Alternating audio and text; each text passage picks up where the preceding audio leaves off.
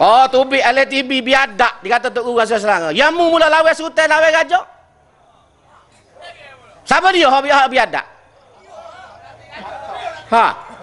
Masa Mahathir cabut kekebalan raja-raja, berehlah antara orang kuat kecek dalam parlimennya. Sokong Mahathir menghina raja-raja, menyebut keburukan raja-raja dan sultan di Malaysia.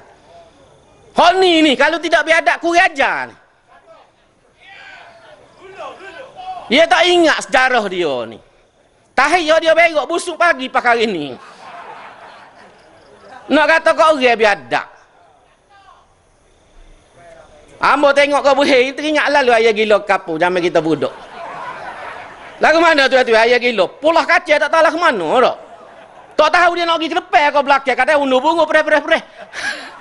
Tu ayah gila. Pala pula belik kau celah sayak. Oh, bukan setakat kau celah sayak, pak celah pohon ni. Pala duk belik ni. Jadi tengok kau berai serupa lah. Ayah gila masa kita tengok zaman budak. Gak ayah gila tak ada rego siabuk, jual tak laku. Nak bakar tak boleh, kalau semelih orang tak makan. Dia dah gitu Tapi gak tak ada arah lah Tuhan nyuri panjang umur ke lagu ni. Oh, cuma kadang-kadang suka juga ada berai ni main ni. Kalau tak ada dia tak suka Kelantan ni. Tak suka dah hamnu mampu lama dah. Lah ni dia yang lagi. Dia ada buat lagu tu gapo gila talak nak masuk UMNO, nak suruh UMNO ambil dia. Gak UMNO gak nak ambil berakhir ni. Kalau UMNO terima berakhir ni kau cepat mampu UMNO. UMNO ni ibarat kalau orang nyakit leluh. UMNO ni lo ni ibarat orang nyakit leluh. Berakhir ni pula jenis kumis sesemua babi. Jadi kalau temu nyakit leluh dengan semua babi cepat mampu. Pendek umur. Sebab tu UMNO tak ambil pakai hari ni.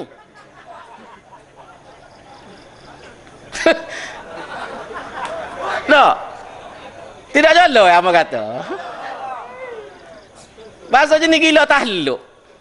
UMNO pun cerdik nak ambil buat berapa. Tapi macam apa kata suka juga kita bila ada dia. Puas kalau tak ada dia ni. Supaya kita pegang pelawahong lah di rumah. Tak, pelawahong ni barang uduh bukan comel. Tapi ilah puas bila kita balik senyap sore duk tengok dia nak suka pula kita tengok. Kau bekak dahi kau sedap tengok pelawahong. Tidak gitu Jadi berakhir ni barat pelawahong ya. Nak kata comel tak comel wak men ni. Wak men ni. Oh, wak men ni. Galau ni kau bekak dahi tu nampak kau terik dahi ni. Belagu habis dengan segala orang. Allah, tapi TV pun tak ada gambar lain kena buat tubik.